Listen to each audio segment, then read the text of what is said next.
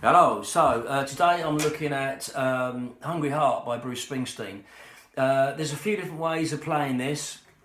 In my notes over there on the computer it says Capo on the 6th fret for original, which means it's la la la la la la la la, a bit high for my liking, so I'm going to take it down to the 1st fret.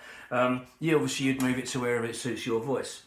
There's a few different ways of playing this song, so I thought I'm only really chucking this on here to show you a really nice, easy way, which I think sounds okay. I will tell you that I am missing out the middle 8, the instrumental, which I think, if I remember right, is probably a saxophone solo with Clarence, I'm not sure.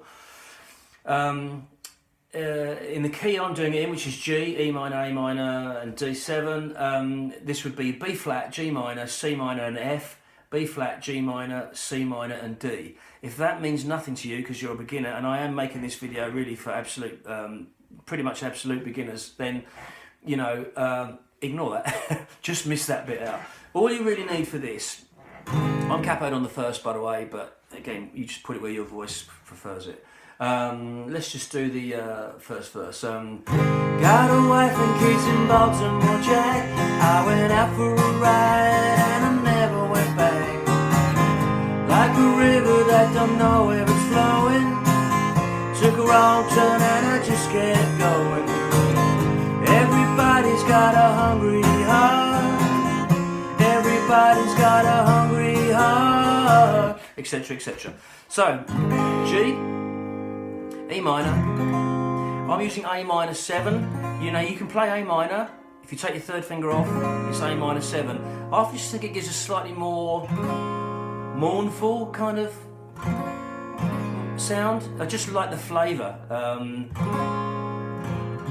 It's also only one note away from being a C. I suppose that's not particularly important. It's only important because the next chord that Bruce Springsteen sometimes uses when he plays it acoustically, he goes to C. I'm going to D7, and on the original recording, Bruce is playing either a D or a D7. I can't decide which it is.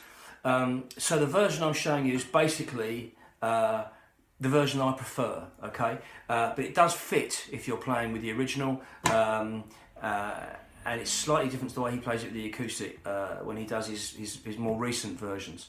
So, just to remind you, G, E minor, A minor 7, or A minor if you prefer, and then D7. If you're not sure about D7, either look it up or go to a D. There's no point me showing you chord positions too much on these because they're everywhere all over the internet. You can find them in no time. G, E minor, A minor 7 and D7. That's kind of it. The strumming pattern is...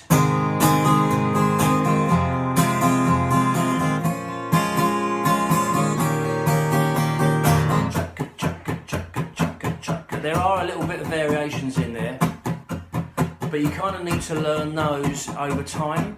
Now that's not a cop-out on my part, but if you want to learn this song, you want to learn to just do chaka chaka. It's much easier. Got a wife and kids in Baltimore, Jack. I went out for a ride and I never went back. And after a while, you'll start to go.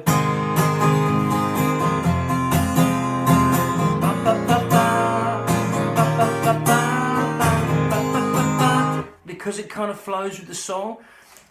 Learning these rhythms can be very, very complicated, and I strongly advise that you don't get hung up on exactly how you think it went in a particular version, because I guarantee you Bruce Springsteen plays it loads of different ways.